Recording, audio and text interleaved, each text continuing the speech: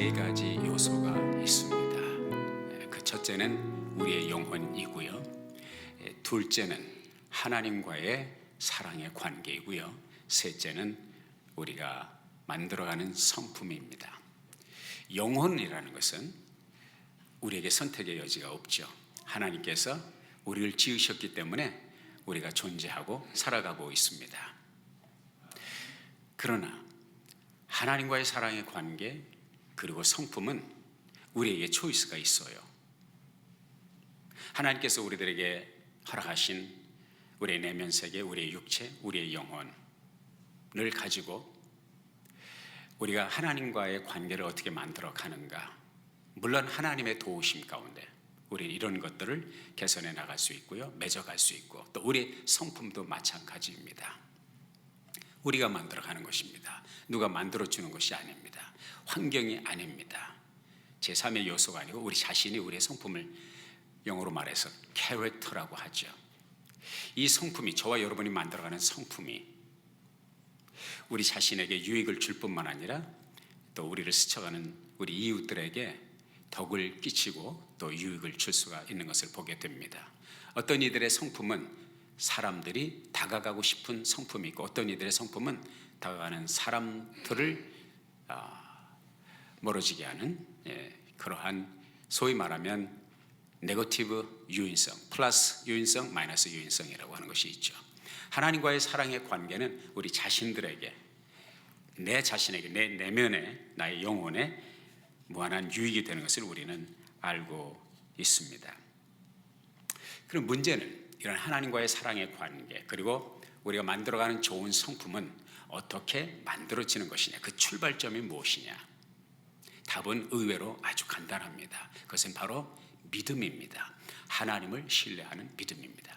우리가 히브리서 11장에서 제가 소개를 드렸던 것처럼 위인전의 첫 페이지와 같고 목차와 같고 또 위인들의 초상화가 그려져 있는 화랑과 같은 이 창세기 히브리서 11장에서 만나는 모든 믿음의 사람들, 이 믿음의 거장들, 위대한 위인들을 보면 한결같이 연결되는 한 가지 고리가 있어요. 공통점이 있어요. 그건 뭐냐? 믿음입니다. 그 사람들이 인격도 아니고, 그 사람들이 이루었던 많은 업적도 아니고, 그 사람들이 얼마나 출중했고 얼마나 뛰어났고 얼마나 은사가, 그런 거 아닙니다. 오직 하나, 이 수많은 역사 속에 우리들에게 정말 끝없는 여운을 남겨주고 있는, 엄청난 영향력을 주고 있는 이 사람들의 공통점 하나는 믿음이라는 것입니다. 이 믿음을 가지고 우리는 하나님과의 관계를 시작할 수 있고, 이 믿음을 가지고 우리는 우리의 성품을 끝없이 예수 그리스도를 닮아가는 출중한, 다가가고 싶은, 유익을 끼치고 덕을 끼치는, 세워가는 그런 성품을 만들어 갈 수 있다는 것을 우리가 발견하게 됩니다. 본문 11장, 히브리서 11장 7절에서 우리는 오늘 또 하나의 위인, 신앙의 거장을 만나는데, 여러분과 제가 잘 아는 노아라고 하는 인물입니다. 이 노아라고 하는 인물에 대해서 딱 한 절로 요약해서 말씀하고 있지만은 노아의 삶의 여정을 창세기 5장부터 9장까지 비교적 소상하게 말씀하고 있고, 베드로후서 2장 5절에도 말씀하고 있고, 성경 여러 곳에서 노아의 삶에 대한 흔적이 여기저기 묻어나는 것을 보게 되는데요. 그 창세기에 나와 있는 노아의 삶을 보면 먼저 6장 1절과 2절에서 노아가 살아갔던 시대의 환경이 어떠했는지를 우리가 소개받을 수 있습니다. 한번 읽어볼까요? 1절, 2절 시작. 사람이 땅 위에 번성하기 시작할 때에 그들에게서 딸들이 나니 하나님의 아들들이 사람의 딸들의 아름다움을 보고 자기들의 좋아하는 모든 자로 아내를 삼는지라. 이게 도대체 무슨 말입니까? 물론 여러분과 제가 이미 아는 대로 이 노아의 스토리는 노아의 홍수라고 하는 타이틀과 항상 연결돼서 떠오르는 인물인데요. 하나님이 세상을 심판할 수밖에 없는 시대적 상황, 영적인 그 토양, 이런 것들을 우리 이미 알고 있지만 그 시대를 묘사하는 이 창세기 6장 1절과 2절에 나와 있는 하나님의 아들과 사람의 딸들의 만남에 대해서 증거해 주고 있는데, 사실은 이 구절은 성경 가운데서 해석이 가장 어려운 것 가운데 하나입니다. 그만큼 또 해석이 분분하기도 하고요. 사람이 땅 위에 번성하기 시작할 때, 그렇죠, 900년 이상을 살았으니까 얼마나 자녀들을 많이 낳겠습니까? 무진장 빠른 속도로 번식이 됐겠죠. 사람이 그렇게 인구가 늘어났겠죠. 그런데 문제는 하나님의 아들들이 사람의 딸들의 아름다움을 보고 자기들이 좋아하는 모든 자로 아내를 삼는지라. 자, 여기서 사람의 딸들은 어려울 게 없어요. 우리 딸들 다 사람의 딸이지 누구 딸입니까? 그런데 어려운 것은 하나님의 아들들입니다. 이 도대체 하나님의 아들들은 누구냐? 아니, 사람의 아들들이 사람의 딸들과 결혼했다 이러면 문제가 안 되는데, 하나님의 아들들이 사람의 딸들과 결혼을 했대요. 이게 도대체 무슨 얘기입니까? 하나님의 아들들에 대한 해석이 그들이 누구냐 몇 가지가 있어요. 첫째로, 하나님의 아들들은 사람의 아들들과 구별되는 하나님의 아들들은 셋의 후손이라는 것이죠. 아담이 세 아들이 있었어요. 가인과 아벨과 셋. 아벨은 가인에 의해서 순교를 당했고, 가인은 첫 번째 살인자로 성경에 등록되어 있는 사람인데, 아벨이 죽은 후에 하나님께서 다시 아들을 주셨는데, 정말 아름다운 성품을 가진 정말 복된 아들 셋이라고 하는 아들을 주셨습니다. 그 셋, 경건한 셋, 하나님의 마음에 흡족한 셋, 그 셋의 후손들이 바로 하나님의 아들들이다. 그렇게 해석을 하고, 그러니까 하나님의 아들들이 셋의 후손들이, 그 남자들이 사람의 딸들을 인간적으로 육신적으로 생각하고 만나서 결혼했다. 그리고 자녀를 생산했다. 이런 해석이고요. 두 번째, 이 사람의 아들들에 대한 해석은 타락한 천사들을 가리키는 것이다. 이게 도대체 무슨 말이냐? 그러니까 천사들이라는 거죠. 하나님의 아들들은 여기서 말하고 있는 창세기 6장 2절에 말씀하고 있는 하나님의 아들들은 천사들이다. 근데 천사들은 천사들인데 어떤 천사들이냐? 타락한 천사들이냐. 성경적 근거는 무엇이냐? 하나님의 아들들이 베니 하 엘로힘이라고 되어 있는데, 70인역에서는, 이 70인역이 뭐냐면 셉투아진트라고 하고요, 예수님 오시기 전에 구약성경 전체를 헬라권 문화에 있는 사람들에게, 헬라어를 구사하는 사람들에게 구약성경 전체를 번역을 했어요. 헬라말로, 히브리어를 헬라말로 번역을 한 책이 70인의 유대인의 유수한 실력 있는 학자들이 모여서 번역한 것이 셉투아진트 70인역인데, 여기서는 하나님의 아들들을 그냥 천사들로 번역을 했습니다. 그러니까 다 하나님의 아들들은 구약 성경에 보면 천사들을 하나님의 아들들로 번역을 해, 그렇게 이제 해석을 하는데, 여기서 2장 1절과 2절에 보면 성경적 좀 더 뒷받침이 되는 얘기가 있어요. 한번 읽어볼까요? 시작. 또 하루는 하나님의 아들들이 와서 여호와 앞에 서고, 사단도 그들 가운데 와서 여호와 앞에 서니, 여호와께서 사단에게 이르시되 내가 어디서 왔느냐? 사단이 여호와께 대답하여 가로되 땅에 두루 돌아 여기저기 다녀왔나이다. 아멘. 그런데 여기 보면 하나님의 아들들이 하나님 앞에서 지금 회의에 참석하고 있단 말이죠. 하나님의 아들들은 누구예요? 천사들을 가리킵니다. 그런데 그 천사들의 모임에, 하나님과 함께하는 그 회의에 누가 참석하냐? 사단도 그들 가운데 있었다. 다시 말해서 사단의 세력이 하나님의 아들들의 회중에 들어가 있었다. 하나님께서 사단에게 어디 갔다 왔느냐, 어디서 왔느냐, 여기저기 다녀왔느냐. 이제 욥에 대해서 이제 그 다음부터 얘기가 나오게 되죠. 이러한 그 성경의 앞뒤 문맥과 성경적 뒷받침으로 인해서 여기서 하나님의 창세기 6장 2절에 나와 있는 하나님의 아들들이 사람의 딸들을 만나서, 이것이 바로 타락한 천사들이라고 그렇게 해석하는 논거가 되는 것이죠. 창세기 3장 15절에 보면 인류 역사 최초의 하나님의 복음의 역사가, 복음은 요한복음 3장 16절에서 시작되는 것이 아니라 이미 창세기 3장 15절에서 하나님은 인간이 우리 조상 아담과 하와가 타락했을 때, 그때부터 에덴 동산에서 아직 쫓겨나지 않았을 때부터 하나님께서는 이미 타락한 인간들에게 복음을 주셨고 복음을 약속했고, 타락한 인간, 멸망길을 선택한 인간의 잘못된 선택으로 주어지는 운명이, 형벌과 또 고통의 운명이 하나님께서 개선하시고자 하는 신낙원이 복낙원으로 회복되는 역사를 이미 창세기에서 하나님께서 주시고 계신데, 그 구체적인 하나님의 약속은 뭐냐? 내가 너로 여자와 원수가 되게 하고 너의 후손도. 여기서 너는 누구예요? 뱀을 말합니다. 마귀를 말합니다. 사단의 세력을 말합니다. 너와 여자와 원수가 되게 하고 너의 후손도, 그러니까 뱀의 후손도 마귀의 세력을 말하죠. 여자의 후손은 누구예요? 여기서 후손은 많은 후손을 가리키는 것이 아닙니다. 한 single word, single noun, 복수가 아니고 단수입니다. 아브라함에게 하나님께서 약속하신 너의 씨로 말미암아 천하만복이 복을 받으리라. 너의 후손들로 말미암아 아니에요. 너의 후손 가운데 한 사람을 가리킵니다. 그 한 사람이 누구냐? 바로 예수 그리스도죠. single word, seeds가 아니고 seed. 아브라함의 후손 한 사람.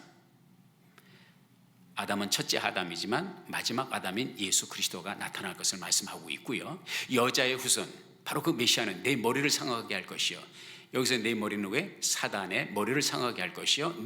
사단은 그의 발꿈치를, 누구의? 아담의 후손, 이 여자의 씨, 예수 그리스도의 발꿈치를 상하게 할 것이라. 이게 벌써 우리 하나님께서는 창세기에서 에덴 동산에서 사단과 아담과 하와가 있는 자리에서 장차 아담의 후손, 마지막 아담으로 나타나실 예수 그리스도와 마귀가 어떻게 대적할 것인지, 그리고 마귀가 어떻게 예수를 십자가에 손과 발을 못 박게 할 것인지, 예수 그리스도께서 부활로 말미암아 사단의 정수리를 깨뜨리고 최후의 승리를 할 것인지를 이미 창세기에서 말씀하고 있는 것입니다. 이걸 누가 너무나도 잘 알고 있습니까? 사단, 이 말씀을 했던 사단, 옛뱀, 마귀, 용이 너무나도 잘 알고 있었고, 자기의 머리를 깨뜨릴, 자기를 멸망시킬 그 씨앗을 사전에 공략하기 위해서 오고 오는 인류 역사 가운데 사단은 계속해서 공략을 해왔던 것입니다. 그리하여서 이제 사단은 인간 역사 속에서 하나님의 그 구원 계획을 파기하기 위해서 부단한 노력을 해왔는데, 그 노력 가운데 하나로 나타난 것이 바로 무엇이냐? 하나님의 아들들, 그 타락한 천사들이, 그러니까 마귀를 따르는 그 악한 영의 세력들이 사람의 딸들을 취하여 사람의 피를 더럽히는, 오염시키는 그 역사를 하기 위해서 이러한 작전을 짰다는 것이, 그리고 이 사람의 딸들과 함께 결합을 해서 타락한 천사들이 만들어낸 자들이 소위 말하는 당대의 거인, 헐큘리스라든지 이러한 역사들이 나타나는데요. 조금 더 나가 보겠습니다. 이 세 번째, 그게 이제 두 번째 해석이, 세 번째 해석은 뭐냐? 여기서 하나님의 아들들은 뭐냐? 타락한 천사들, 곧 악령들이 남자들의 육체 속에 들어간 후에 여자들과 혼인하여서 사람의 피를 더럽히고, 그리고 괴물들, 소위 말하면 거인들을 만들어냈다. 근데 이제 재밌는 현상은 우리가 이제 이집트의 피라밋 같은 거 있잖아요. 이집트의 피라밋, 스핑크스 이런 유적들인데, 피라밋 같은 거 저도 이제 가보았는데, 돌 하나가 수십 톤이 되는, 돌 하나가 몇 톤이 되는 것을, 그 높은 그 어마어마한 돌들을 어떻게 그 꼭대기까지 무슨 힘으로, 그 당시 지금과 같은 그런 중장비 기계도 없었을 때 어떻게 옮겼는가? 이게 다 그 당시 네프림과 같은 그런 거구를 가졌던, 정말 지금 인간의 힘으로 상상할 수 없는, 상대할 수 없는 그 거인들이 나타나서 그것들을 하지 않았는가? 그러한 이제 그 성경에 보면 거인들이 등장하고, 우리가 아는 대로 다윗이 그 누구죠? 골리앗을 상대하잖아요. 그 골리앗의 최고를 보면 상상을 초월하는 어마어마한 괴력을 가지고 있는 거인들이 등장하는, 이것들이 어떻게 인간의 DNA에서 가능하냐? 타락한 천사들의 간섭이다, 그렇게 보는 해석들이죠. 그리고 이제 마지막으로 네 번째 해석은 뭐냐? 여기서 하나님의 아들들은 세상의 권력자들 혹은 우의정자들을 가리키는 것이다. 그들이 괴물과 같은, 거인과 같은 군사적인 힘과 정권의 힘을 가지고 세상을 장악하고, 우리가 아는 대로 역사를 보면은 그 왕권을 가진 그 독재자들은 많은 여자들을 거느리고 자기 마음에 맞는 백제의정 삼천궁녀라든지 솔로몬의 일천 그 여자라든지 이런 것들을 우리가 성경 속에서도 만나게 되는데, 물론 이제 백제는 우리나라 역사 속에서 나오는 것이고요. 이러한 그 괴력, 이런 것들을 이제 그 하나님의 아들들을 하나님의 권위를 위임받아서 세상을 통치하는 자들이라고 그렇게 해석을 하기도 합니다. 여러분 중에서 이 네 가지 가운데 어떤 해석이 마음에 드시는지요? 어떤 해석이 마음에 와 닿는지요? 어떤 선택을 한다고 해도 여러분의 구원과는 상관이 없는 것이니까 편안하게 생각을 하시고, 어쨌든 흥미로운 네 가지 해석이 소개가 되었습니다. 창세기 6장 3절에 보면 그런 말씀이 기록되어 있습니다. 여호와께서 가라사대 나의 신이 영원히 사람과 함께 하지 아니하리니 이는 그들이 육체가 됨이라. 그러나 그들의 날은 120년이 되리라. 여기서 120년은 또 무엇을 가리키는 건지, 사람의 수명이 120년이라는 것인지, 아니면 하나님께서 노아에게 이 경고를 하신 후에 120년 후에 홍수가 난다는 것인지, 여러분 생각은, 여러분의 판단은 어떠신지요? 두 가지 해석을 다 지금도 사람들이 하고 있습니다. 노아가 홍수를 만났을 때, 노아의 홍수가 시작됐던 때가 분명하게 600세였어요. 노아가 600세였어요. 성경에 나타나고 있는 노아의 나이에 대해서 얘기하는 것은 창세기 5장에 나와 있는데 그때가 500세입니다. 그 500세라면 120년이면 620세 때에 홍수가 되어야 되잖아요. 그러니까 이것은 어떤 해석이 가능하냐면, 이 120년이 하나님께서 노아에게 주신 앞으로 120년 후에 홍수가 날 것이라 하면 그가 480세에 하나님의 이 예언의 말씀, 하나님의 경고의 말씀을 받았다고 볼 수가 있겠죠. 그렇지 않으면 그들의 날은 120년이 되리라 하는 것은 인간의 수명의 한계를 말한 것일 수도 있고요. 자, 그 다음 구절을 보겠습니다. 같이 한번 읽어볼까요? 창세기 6장 4절부터 읽겠습니다. 시작. 당시의 땅에 네피림이 있었고 그 후에도 하나님의 아들들이 사람의 딸들을 취하여 자식을 낳았으니 그들이 용사라 고대의 유명한 사람이었더라. 여기 보면 그리스 신화에 나오는 전설적인 인물, 인류 역사 가운데 사람들이 이해하고 있는 가장 큰 괴력을 가지고 있었던 헤라클레스, 헐큘리스라고 그러죠. 이런 인물들이 어떻게 탄생이 되었느냐, 그러한 그 개입 속에서 나왔다고 하는 것을 우리가 보게 되는데, 5절 계속해서 읽겠습니다. 시작.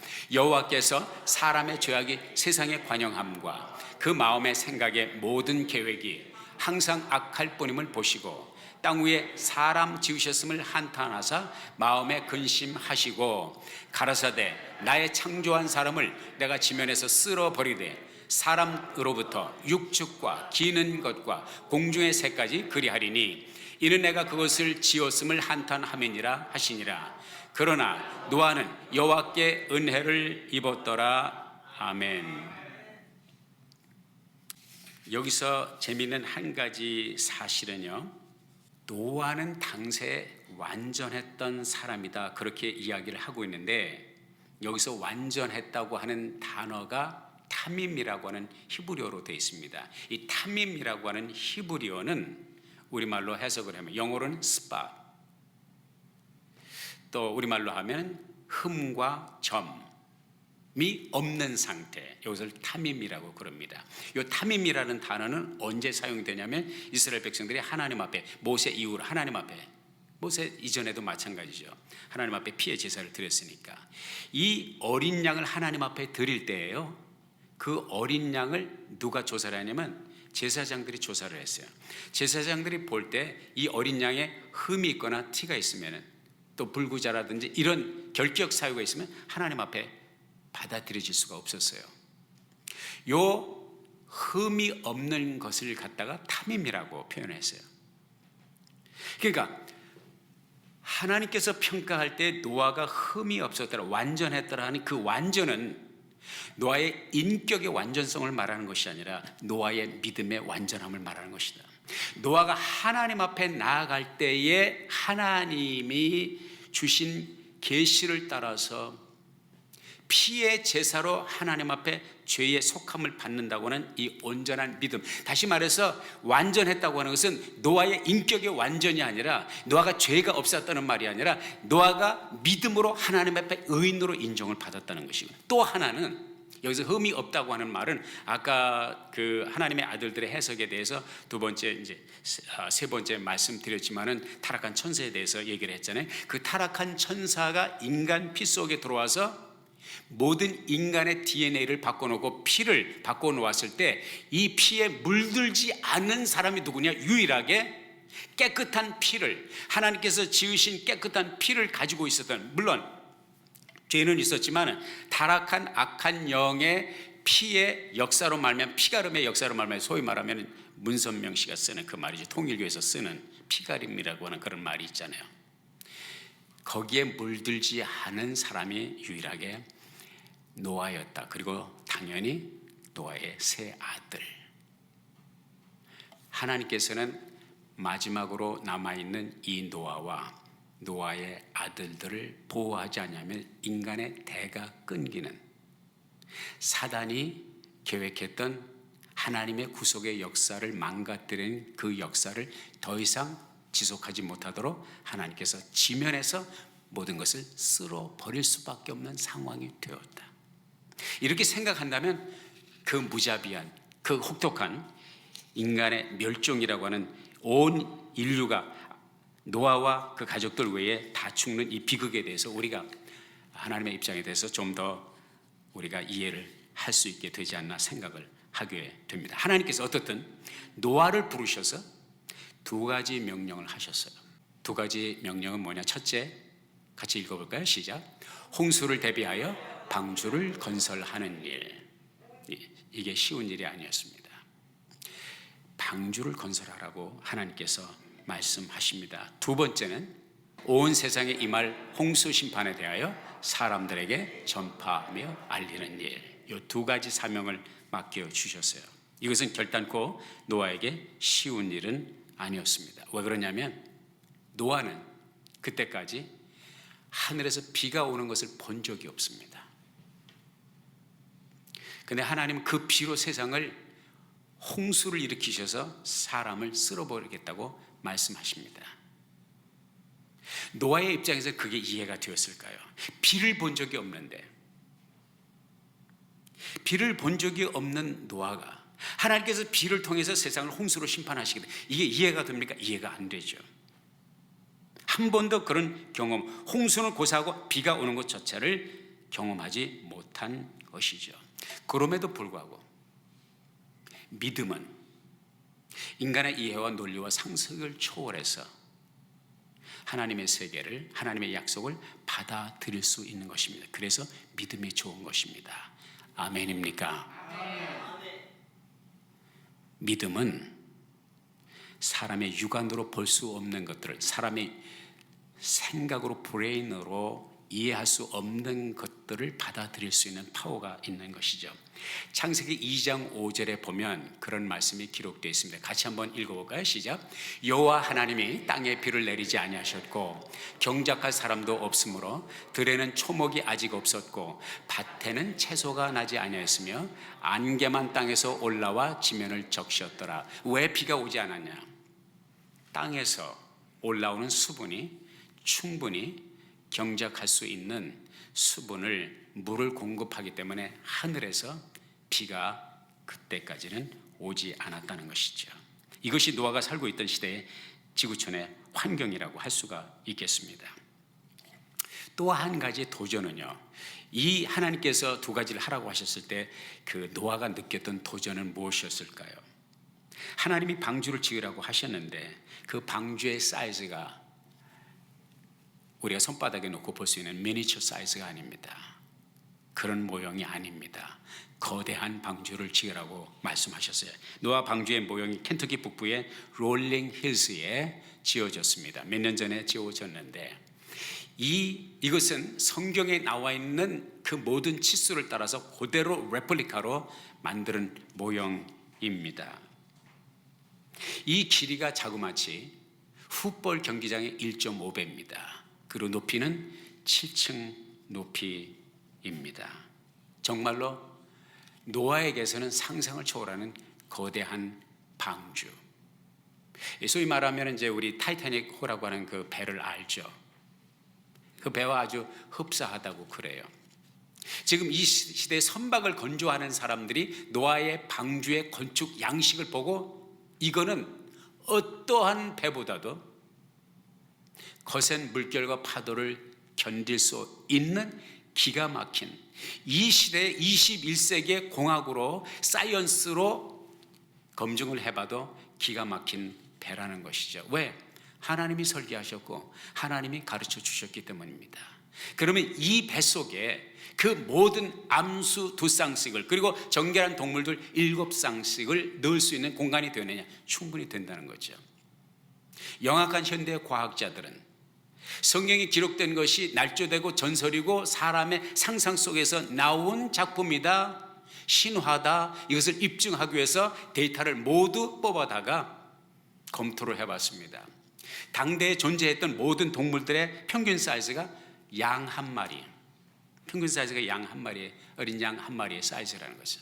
그 숫자를 다 종합해서 계산을 해서 이 하나님께서 세우라고 하신 방주에 칸칸이 넣었을 때 공간이 충분히 되냐? 충분히 되고도 남는다는 것이죠. 할렐루야.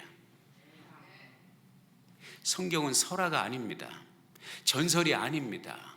허구가 아닙니다. 역사에 실존했던 하나님의 역사입니다. 홍수는 실존했던 역사입니다. 그랜드 캐년에 가보면 전 수도 없이 가봤습니다. 그 청청이 화석들이 바다에 있어야 될 것들이 어떻게 거기 가서 있습니까? 아프리카 밀림지대에 있어야 될 동식물들이 왜 북극에 가서 묻혀가지고 나오냐고요. 이게 어떻게 가능합니까? 온 지구를 덮는 물의 흐름과 거센 물결의 역사가 아니면 있을 수 없는 현상들이 나타납니다. 기가 막힌 것이죠. 그런데 이 배를 어디다 지으라고 그랬어요? 바닷가 근처에다가, 호수 근처에다? 아니에요. 머나먼 육지 마른 땅 위에다가 배를 지으라고 그랬어요. 한번 상상을 한번 해보자고요. 이 배를 짓는 동안 사람들이 지나다니면서 배를 짓고 있는, 홍수가 난다고 떠들어대는 노아의 입에서 나오는 그 경고의 말씀을 어떻게 들었을까? 얼마나 조롱했고 얼마나 야유하고 비아냥했을까? 우리 상상해 보는 거 어렵지 않다고 생각이 됩니다. 우리가 하나님의 명령을 따라서 순종하는 것은 때로 이와 같아서요, 사람들에게 조롱거리가 될 수 있고요, 비웃음과 조소의 대상이 될 수가 있습니다. 여러분이 예수를 만난 적이 있습니까? 하나님을 본 적이 있습니까? 근데 그 하나님을 믿는다고 그러잖아요. 근데 그 예수를 믿는다고 그러잖아요. 예수를 안 믿는 사람, 하나님이 안 믿는 사람들이 우리가 하는 행동을 보고 얼마나 우스꽝스럽고 얼마나 어리석고 얼마나 미련한 생활 방식이고 가치관입니까? 신앙의 양심을 따라서 살기 위해서 애쓰는 것, 교회를 섬기고 헌신하며 헌금하며 선교와 전도에 힘쓰는 것 어느 하나도 그들에게 이해될 수 없는 일들입니다. 바보스럽고 어리석은 행동입니다. 제가 미국에 와서 경제적으로 어려우니까 아이들을 가르쳤어요. 과외를 가르쳤어요. 한 자매님의 2딸을 가르쳤어요. 하루는 그 자매님이 저에게 그러더라고요. 내가 그 당시 전도사였으니까, 전도사 하면 돈이 돼요? 그러더라고요. 전도사 측이 수입이 돼요? 뭘 그런 걸 하고 있냐 이거죠. 아주 나를 불쌍히 여기는 마음으로, 전도사 하면 돈이 돼요? 그래서 제가 어처구니가 없어서 씩 웃고 말았습니다. 이것이 불신자들이 신앙인들의 삶의 패턴을 보고 던질 수 있는 말이죠. 그러나 그럼에도 불구하고 노아는 하나님의 지시를 따라 성실하게 그 일을 감당했습니다. 이 모든 것이 가능했던 것은 노아가 믿음을 가지고 있었기 때문입니다. 이 홍수 심판이 지구의 환경을 완전히 바꾸어 놓았습니다. 아까 너희의 날이 그들의 날이 120년이 되리라 했는데 그 말씀이 매치가 돼야 되는 것인지는 모르지만은 홍수 사건 이후로 인간의 수명이 급격히 줄어들었습니다. 아담이 930세 살았어요. 무드셀람은 969세를 살았어요. 지금 969세 사는 사람이 있어요? 아무도 없습니다. 왜 이렇게 수명이 홍수 이후로 갑자기 줄어들었어요? 그 이유는 무엇인가? 과학자들은, 우리 믿는 과학자들이 설명합니다. 홍수 이전의 생태계와 홍수 이후의 생태계가 전혀 다르다는 거죠. 한 비근한 예로 홍수 이전에는 오존층이 두꺼웠고요. 그리고 지구를 감싸고 있는 수면막이 있었습니다.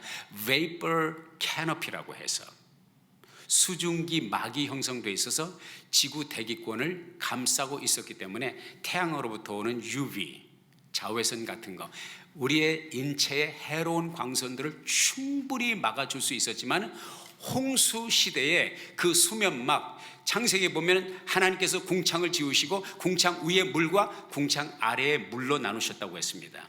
땅에 있는 물 그리고 궁창에 있는 물, 그 수면막을 가리키는 거예요. 홍수 때 하나님께서 하늘의 창을 열으셨다, 그 물이 다 땅으로 쏟아진 것입니다. 그래서 그 수면막이 깨어지고 그 수면막에 보호를 받았던 지구촌에 들어오는 모든 해로운 광선을 차단했던 그 오존층과 수면막이 깨어짐으로 말미암아 인간의 피부는, 인간의 인체는 그 해로운 광선에 노출될 수밖에 없었고 인간이 더 빨리 늙어갈 수밖에 없고 수명이 단축될 수밖에 없었다는 그런 이야기가 되죠.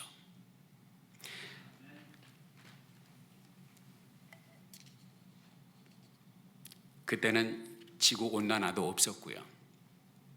그때는 스톰도 허리케인도 폭풍도 돌풍도 홍수도 없었던 그러한 시대였죠.